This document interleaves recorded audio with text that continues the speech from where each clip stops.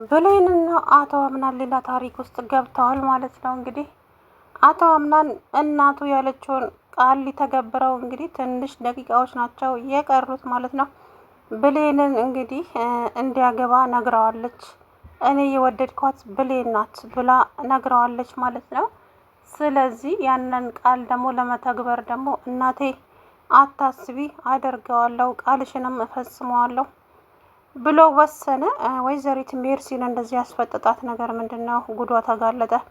ሲፈን ጉዷን አጋለጠቻት ማለት ነው። ሲፈን እንግዲህ አንቺ ብቻ ነሽ የምታስፈራሪኝ ወይዘሮ ሜርሲ፣ አግኝቼሻለሁ።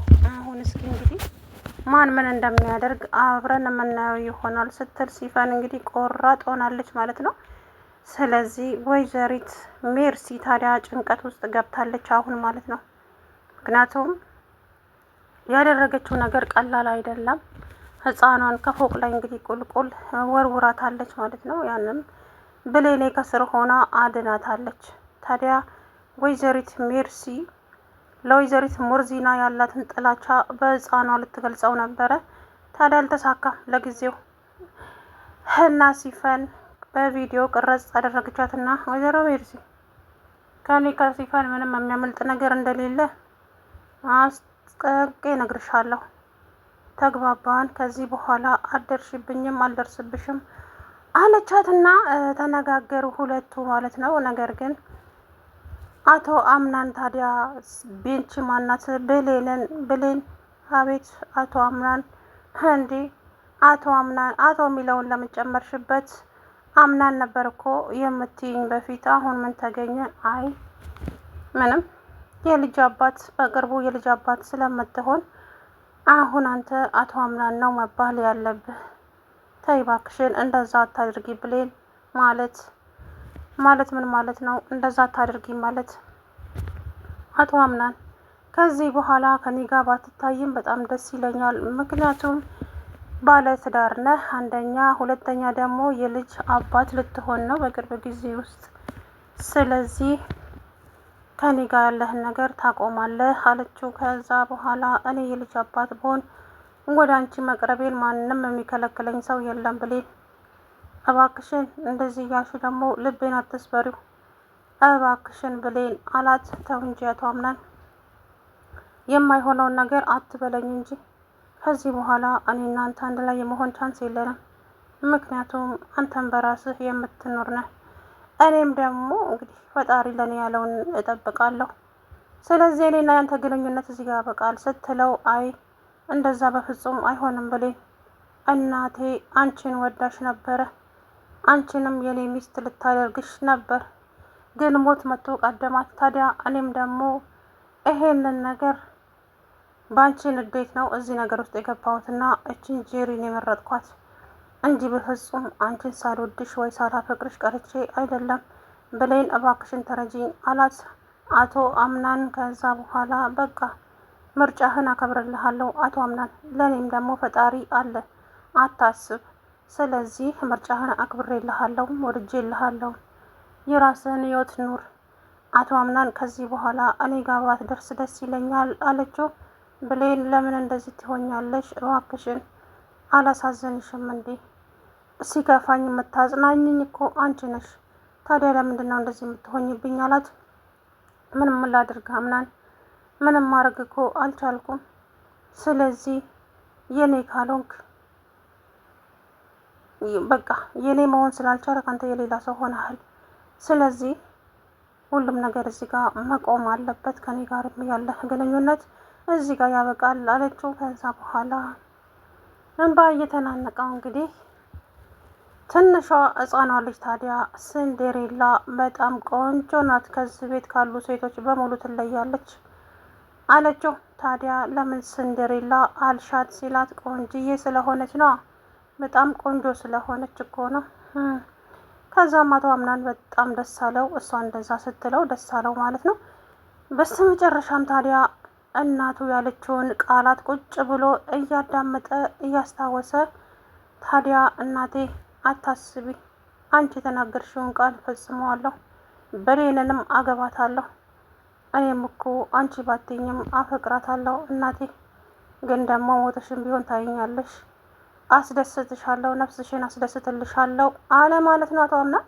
ከዛ በኋላ ታዲያ አቶ አምናን ወደ ብሌንሻ ጠጋ ጠጋ እያለ እንደገና እንደ አዲስ የሷን ልብ ለማግኘት እየሞከረ ይገኛል ማለት ነው። ምክንያቱም ይወዳታል። የወደዱትን ሰው ደግሞ ማጣት ከባድ ነው። ለማንኛውም ብሌንና እንትና ማለት ነው ያው አንድ ላይ ይሆናሉ ማለት ነው። ከዛ ጄሪ ደግሞ ልጇን ትወልዳለች ወይስ የውሸት እርግዝና ነው የሚባለው ነገር ገና አልታወቀም ማለት ነው። ገና ነው።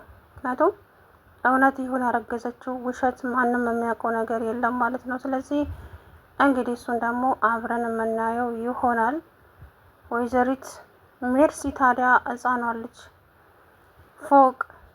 ከፎቅ ላይ ቁልቁል ልትወረውራት ስትል ነበረ ማለት ነውና ያንንም ደግሞ ብሌንዬ ደርሳ አስጣለቻት ማለት ነው። ብሌንዬ እንግዲህ ልጅቷን እጇን ዘርግታ እንትን አለቻት። ከዛ በኋላ ሕፃኗም ታዲያ መናገር ትችላለች። ምን ሆነሽ ነው ፎቅ ላይ የወጣሽው ስትባል ወይዘሪት ሜርሲ ላጫውትሽ ብላ እሷ ናት የወረወረች። ምን? አዎ እሷ ናት የወረወረችኝ። እንዴት? አላውቅም። እሷ ናት ከዛ ላይ የወረወረችኝ አለች። ከዛ በኋላ እንዴት እንደዛ ሊሆን ይችላል? ቆይ እንዴት? አላውቅም። ከዛ በኋላ እንግዲህ አቶ አምናን በጣም ተናደደ። አክስቴ ቆይ እንዴት እንደዚህ ታደርጊያለሽ? ምንድን ነው ችግርሽ? ለምንድን ነው እንደዛ ያደረግሽው? ሲል እንግዲህ በጣም ተናገረና እንትን አለ ማለት ነው አቶ አምናን። ከዛ በኋላ ያው እሷም ደግሞ እንደዛ ያደረገችበት ወይዘሪት ሞርዚናን ለመበቀልና ሞርዚናን ከዛ ቤት ለማባረር ነው ያደረገችው። ታዲያ የሌባ ግርግር የቤቴ መቃጠል ለተዋን የበጀው አይደለም የሚባለው። እናም አምናን እንግዲህ ለብሌን ያለውን ነገር ገለጸላት። ብሌን ደነገጠች። ተው እንጂ አቶ አምናን እንደዚህ ማድረጉ ተገቢ አይደለም። ምክንያቱም አንተ ባለትዳርና የልጅ አባት ልትሆን ነው በቅርቡ። ስለዚህ ከኔ ጋር ያለህ ነገር እዚህ ጋር ቢያበቃ ደስ ይለኛል። እባክህን አቶ አምናን ወደ ራስህ መመለስ አለብህ አለችው። ብሌን ምን እየሆንሽ ነው? እኔ እኮ በጣም አፈቅርሻለሁ። ታዲያ ለምንድን ነው እየወደድኩሽ እኔን የምትገፊኝ አላት። እየገፋው ሳይሆን እውነታው ነው። ስለዚህ አቶ አምናን አንተም ከልጅህ እናት ጋር መሆን አለብህ። እኔም ደግሞ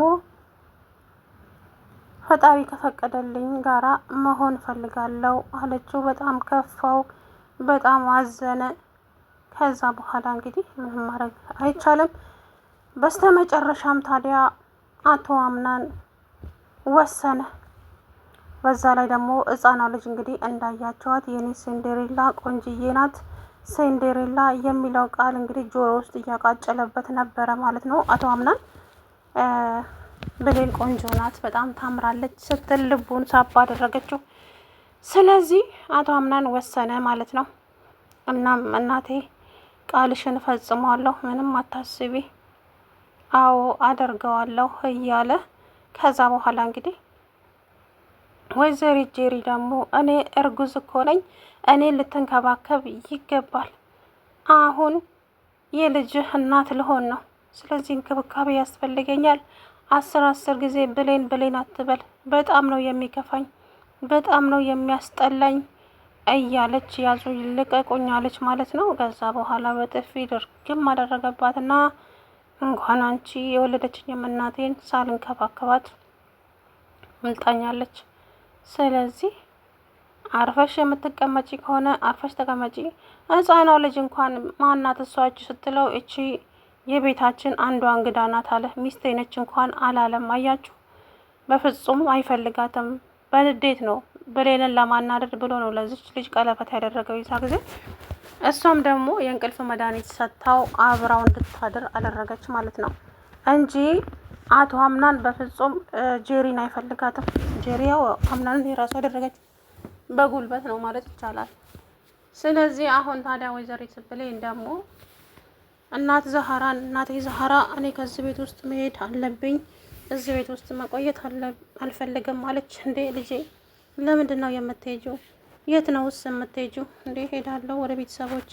እናቴ አባቴ ያለኝ እኮ እናቴም ባትኖር የት እንዳለች ባላውቅም አባቴ ግን በሕይወት አለ። ስለዚህ መሄድ አለብኝ አለች። የትም አትሄጂም አንቺ፣ የትም አትሄጂም የኔ ልጅ።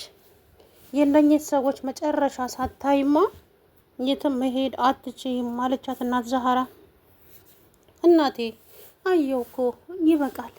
ከዚህ በኋላ ምን ላይ ይመስልሻል? ምንም የማየው ነገር ስለሌለ አሁን ግን መሄድ አለብኝ አለቻት። አትሄጂም አልኩሽ እኮ ስምኝ እኔን። ምክንያቱም ገና ምን የሚፈጠረው መቻወቅሽና ነው። ገና ብዙ የሚፈጠሩ ነገሮች አሉ። ስለዚህ ትዕግስት ይኖርሽ። የሰው ልጅ ትዕግስት ሲኖረው ነው ከፈለገበት የሚደርሰው። ትዕግስት ከሌለሽ ግን ካሰብሽበት እንደማደርሺ አውቂ አለቻት። ከዛ በኋላ እናት ዛህራ አንዳንድ ጊዜ ስንቸኩል ብዙ የምንፈልጋቸውን ነገሮች እናጣለን። የኔ ልጅ እባክሽን የምልሽን ነገር አድርጊ፣ ከዛ በኋላ የፈለግሽውን ታገኛለሽ አለቻት። እንግዲህ የእናት ዛህራን ምክር ሰምታ ብሌኔም እሺ ብላ ተቀመጠች። ታዲያ እየተከታተለ ብሌን ለደቂቃ እንኳን ከፊቱ ላይ ዞር ካለች እሷን ፍለጋ ይሯሯጣል ማለት ነው አቶ አምናን፣ ምክንያቱም በጣም ስለሚወዳት። እንግዲህ ታዲያ ወይዘሪት ጄሪ ደግሞ ይሄ ነገር በጣም አናዷታል። በጣም ተንጨርጭራለች ማለት ነው። አምናን ማይኔ ብቻ ነው እችን ልጅማ ቶሎ ብዬ የሆነ ነገር ማድረግ አለብኝ፣ አይኑን ከሷ ላይ እንዲያነሳ። ቆይ ወይዘሪት ብሌን እሰራልሻለሁ፣ እኔ ጄሪ አይደለሁም እያለች እንግዲህ ያዙን ልቀቁኛለች ማለት ነው። የዛ ቀን ብሌንም ታዲያ ያው አምናንን ትወደዋለች። ታዲያ እሱ ወደ እሷ ከመጣ እንዴት ነው መሸሽ የምትችለው? ሰላም ውድና የተከበራችሁ የቻናሌ ቤተሰቦች እንዴት ናችሁ? አለሁ ደህና ነኝ።